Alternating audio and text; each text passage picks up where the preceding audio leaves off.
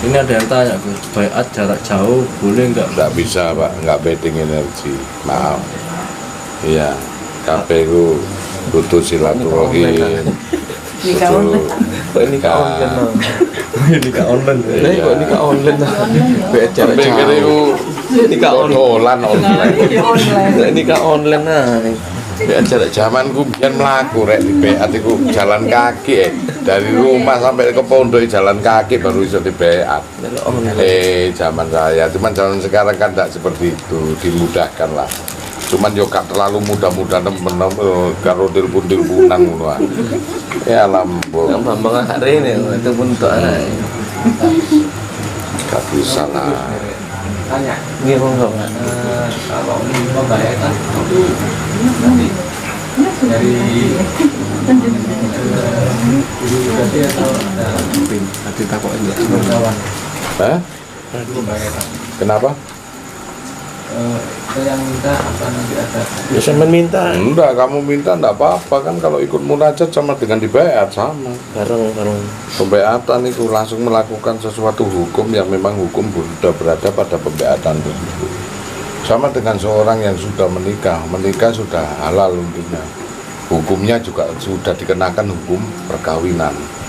Kalau saat belum ada pembeatan dalam arti itu ijab, kan hukumnya masih orang lain, kan gitu. Maka kalau sudah pembeatan itu hukumnya sudah hukum tersebut. Nek kepengen hakikat ya hukum hakikat.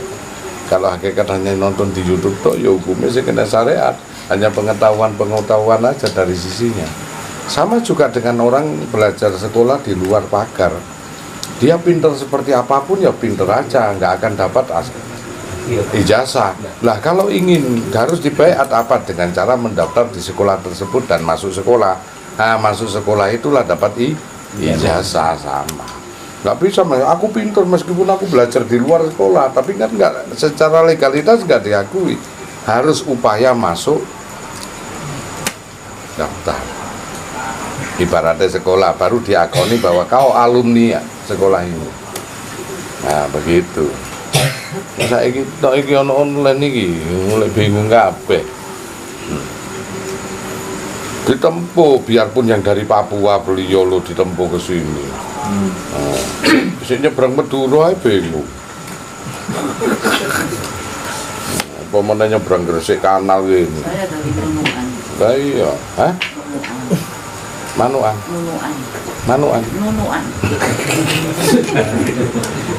Kumanuan terus karo melirik sing kono.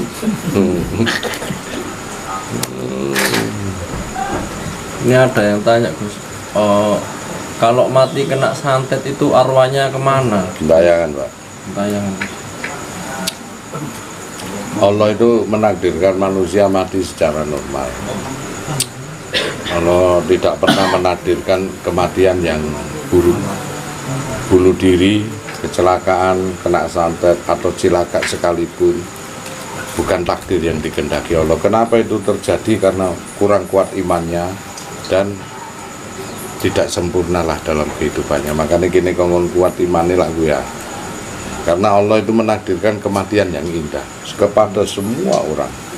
Adapun kalau mati bunuh diri karena bukan dari Allah itu, dari dalam dirinya sendiri ya mati Allah. Jadi Allah itu menakdirkan si A umurnya 85 tahun. Nah, umur 25 atau 30 dia bunuh diri, maka sisa waktu ini belum dihisab. Nah, makanya itu ada doa selamat supaya kita selamat terhindar dari mara bahaya. Setiap bepergian kita berdoa supaya terhindar dari kecelakaan dan lain sebagainya. Inilah dibutuhkan karena Allah tak pernah menakdirkan orang mati bunuh diri, kecelakaan dan lain sebagainya, tak pernah menakdirkan. Kalau itu takdir berarti Allah gak adil. Makanya di dalam takdir mati pasti kan saya ngomong. Di dalam kematian itu ada nasib 3. Di mana kau mati, kapan, seperti apa kau mati. Ini yang dirubah sama doa dengan ikhtiar. Kalau takdirnya mati. Nabi Khidir hidup sepanjang usia ini, tapi kan mati takdirnya, tetap mati. Cuman beliau mengetahui maul hayat tentang panjang umur. Jadi bukan takdir Gus. Bukan takdir, nasib sih gak enak. Kematian yang seperti itu bukan takdir, tapi nasib sih. Takdirnya tetap ditunggu pada usianya. Makanya ngelambrang kan, ngetok, tadi sundel bolong. Ya, untuk bisa disempurnakan sama yang nampak. Momen kepetuk aku disempurnakan, kepetuk kiai-kiai disempurnakan, digolek no panggonan. Kan gitu. Wong ngetok itu bukan berarti meden-meden, Pak, kadang-kadang menampakkan diri untuk bisa minta kesempurnaan. Dan begitu sampai titik wancine nanti usianya dia lenyap sendiri. Gitu. Pada sisi usianya. Makanya ono cerita si manis jembatan Ancol saiki wis ora tau ketok mungkin sudah lenyap. Sempurna sendiri kan ya. Heeh, dadine si manis jembatan BCF. Itu ngapa nona Cok banget aku. Ini. jembatan BCM. Aku tahu kena oyon timang kok Pak. Mulai rono ku bulet ngono. Iya. Si manis jembatan BCF itu. Tang BCF gitu kan. Jadi begitu. Allah menakdirkan orang mati mesti dengan sempurna. Tidak pernah orang menakdirkan mati tidak sempurna. Itulah keadilan Allah. Adil. Jadi sama halnya Allah menciptakan manusia dalam keadaan suci bayi. Nah, nggak ada yang disebut bayi itu haram, itu nggak ada. Selalu suci. Karena nggak akan pernah punya salah. Demikian juga Allah menakdirkan orang dalam keadaan mati sempurna. Semuanya. Nah, kenapa kok kita ini tidak mati sempurna? Karena salah dalan ini mau. Gak isok muli, salah dalan. Gak ngerti alamatnya kita. Iya sempurna, sakaremu. Jadi landasannya di situ. Allah selalu adil, takdirnya diberikan kepada Allah. Kapan mati ini, usianya berapa? Di ilmu kedokteran aja terjawab. Ada pilihan sel dari deoxyribonucleic acid, yaitu proses DNA yang disebut telomer. Prosesnya namanya telomerisasi. Jadi panjang pendeknya telomer itu tergantung dari usia. Lah, kalau panjang maka usianya bisa panjang umur. Jikalau panjang kemudian dia kendat bunuh diri, lah ini telomer. Ada apa? Iya. Cuma sih yang dari mana? Kemarin suruh ke ada kiri ditunggu sama gini sana. Biasanya ditunggu. Ini kebetulan ke sana diikutan. Ada yang suruh ditutup. Iya. supaya ilmu yang gini sih. itu nantinya yang didapat itu bisa manfaat. Iya. Yang pertama. Kemudian yang kedua, sejauh mana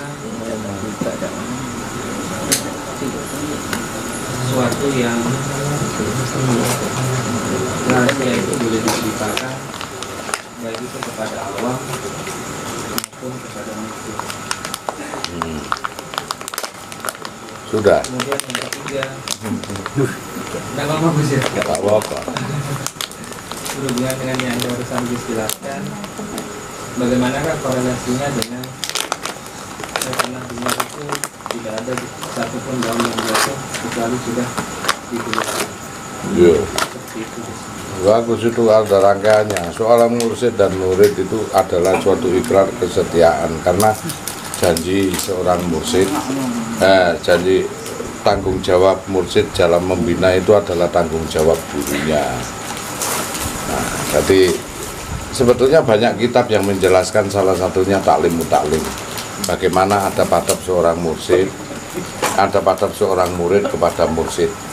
Karena segala sesuatu kalau yang dilakukan kekeliruan pada seorang muridnya, mursyidnya pasti tanggung jawab. Dunia akhirat saking bebannya hebat itu, makanya seorang murtad hanya ada dua dilakukan. Murtad kepada agama dan murtad kepada sang guru. Demikian durhaka. Nah, durhaka hanya kepada orang tua dan kepada seorang suami, ada dua. Nah, murtad dua, kepada agama dan kepada gurunya. Kalau durhaka juga ada dua, kepada orang tua dan kepada suaminya. Seorang istri kepada suami disebut durhaka, seorang anak kepada ibunya, bapaknya durhaka. Nah, jadi gitu. Yang kedua itu tadi, apa yang kedua yang mau lali? Oh, Mas. Yang kedua tadi sejauh mana suatu yang rahasia atau seperti itu Yang rahasia itu tetap menjadi yang rahasia dalam dirimu, karena konteks kerahasiaan itu, yang disebut rahasia itu pertanyaan dan jawaban kok. Bisa disebut suatu yang rahasia karena itu masih pada tahap pertanyaan, jawabannya yang tumbuh akan pada dirimu sendiri. Kalau sudah dikeluarkan namanya ilmu kalam, itu bukan rahasia lagi, sudah tercetak. Nah, rahasia suatu ilmu kalau itu menimbulkan suatu hikmah kesempurnaan pada dirimu, ya ndak boleh diceritakan. Seperti rahasia kamu tidur dengan istrimu, bentuk-bentuknya bojomu ya gak oleh didokno, cara spiritualmu ya ndak boleh. Tapi konsep untuk berpasangan boleh diceritakan. Aku mbiyen kenale nang kene, carane nglamar nang kene, terus mari ngono kawine nang kene nang gedung iki. Nah, begitu masuk kamar, nah oleh mosok diceritakno andeng-andenge Eva iku nang kene, Bambang nang kene, tibano nak jengking Bambang iku koyo ngene direkam, Bang. Gak enak, Bang. Iya, awakmu iku apa, Bang? Buka rahasia.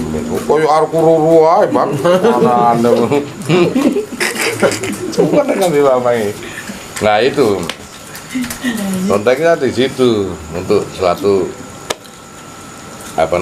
rahasia. Jadi dalam konteks ketuhanan saya bercerita tentang bagaimana menyatukan diri kita dengan batin, dohir dan batin. Kemudian penyatuan dari setelah badan dohir dan batin kita menyatu, maka disebut alam zohir. Alam zohir kemudian menyatu dengan alam kibir yang ada di jagat ageng, mempunyai beberapa anasir. Apakah orang meditasi kepingin menyatu dengan anasir air, api, angin dan lain-lain. Nah, kemudian setelah ini menyatu, baru konteks penyatuan kepada tajalli Gusti Allah lewat sifatnya. Nah, konteks penyatuan dengan Allah itu urusan kita sama Allah. Seperti kita bermesra-mesraan itu urusan kita sama Allah. Masing-masing orang itu beda konteksnya. Nah, kalau itu didohirkan, maka bukan sang rahasia lagi, bukan sirullah lagi.